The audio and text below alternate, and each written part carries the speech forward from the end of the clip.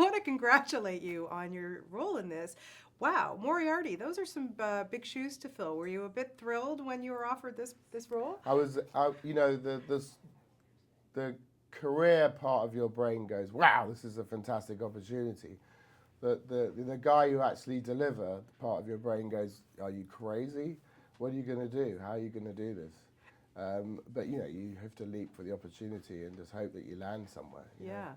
Well, it's interesting because Moriarty's only in a couple of the books. Two. Okay, so yeah, 2 books, right? So what is it when you get a role like this, and but people have a perceived conception of him? They do, yeah. How do you make them your own? Well, actually, the stuff that I looked at in the books, the representation of him in those 2 stories, I didn't find a lot in there that was useful.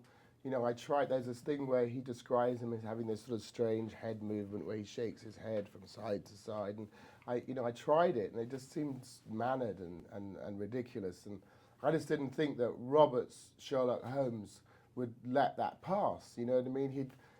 It just seemed like it was just going to get in the way. And then the physicality, he was 6'3" or something, and he was kind of stooped, hung over. And you know, none of that's going to work really. I also wanted to see the professor, which we'd never seen, because I thought that his job at the university is a legitimate job, but it's a cover story, and it's successful enough that that's got him into all different areas of society, including being friends with the British Prime Minister and all this kind of stuff.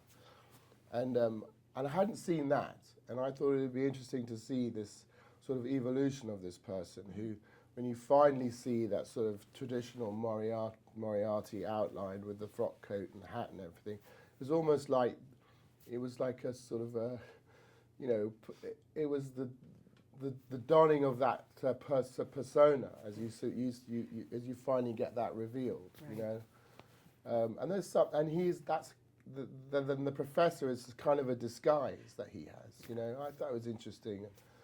In a way similar, because Sherlock Holmes dons all these disguises, and there's a sort of slight similar, not personality, but they are sort of cut from a similar cloth, right. But they're different. They're very, very different. Yeah, exactly. Yeah, and then of course you get to work with Guy Ritchie. Wow. Yeah. You know, just seeing that guy work must have been fantastic. Yeah. What was it like to watch him and work with him? There's no insecurity about him. There's no angst. There's no. He's extremely frank. You know, he encourages you to bring your ideas and throw them on the table, and you know, and he'll just reject them outright. And he expects you to be sort of tough enough not to go and sulk about it. And some of them he'll go, yeah, I kind of like that. You keep talking. You know, but don't make it complicated. Don't get all, you know, sort of public school about it and intellectual about it.